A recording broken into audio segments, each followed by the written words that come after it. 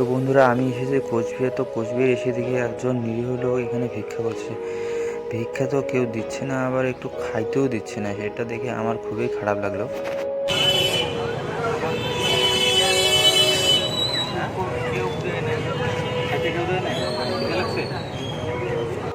তারপর আমি বললাম, তুমি এখানে বসে থাকো, আমি খাবারের ব্যবস্থা করে দিচ্ছি।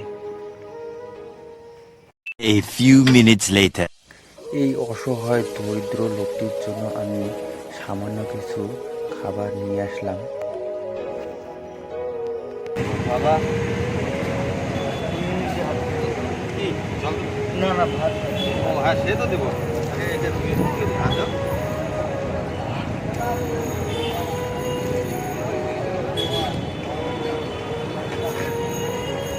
বাবা বাড়ি যখন তুমি দিয়ে দিল সকালে কেউ নেই, কালকে কি খেয়েছে? কিছু খাই না, ওই যে কালকের পয়সা আছে 30 টাকার কেউ ভাত দেয়।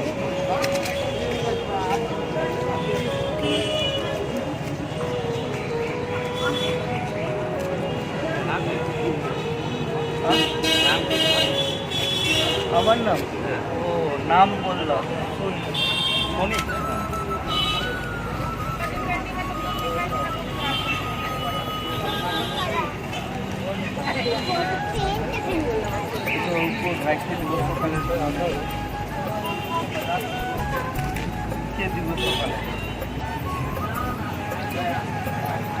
সকালের জন্য যদি দিয়ে যায় না,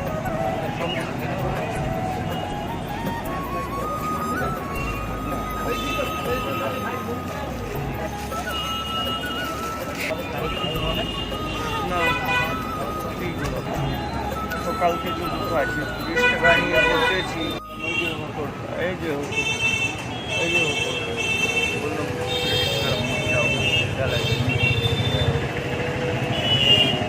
আপনি সব থাকলে খালি তোকে ঢালো দেখুন একটু খিদে লেগে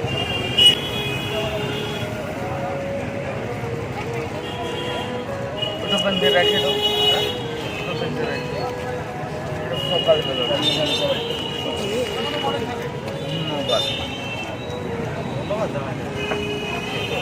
আচ্ছা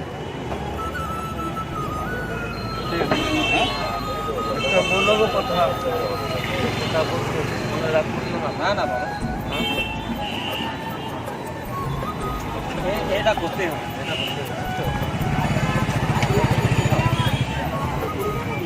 হাতে করতে হবে না তো বললাম তো।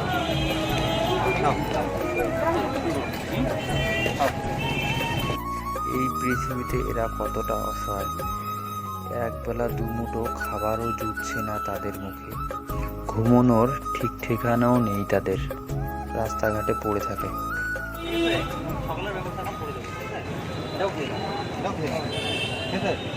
এনাকে দেখার পর আমার নিজের জীবনের উপর আর কোনো অভিযোগ নেই। আমি তো খাইনি, আমি তো খাইনি।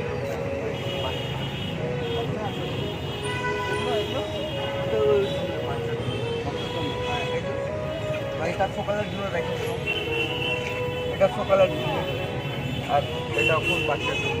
তোমাকে বললাম না যে আমি এখন খাবার একটা দিয়ে দেবো। তিনি ক্ষুধার্ত, তা সত্ত্বেও দেখো বন্ধুরা, তার ছেলে মেয়েদের জন্য কতটা ভাবছে। তিনি অল্প কিছু খেলো, তারপরেও রেখে দিল তার ছেলে মেয়ের জন্য। একজন বাবার কতটা দায়িত্ব ও কর্তব্য থাকে এনাকে দেখলেই বোঝা যায়। বাবা হওয়া মুখের কথা না।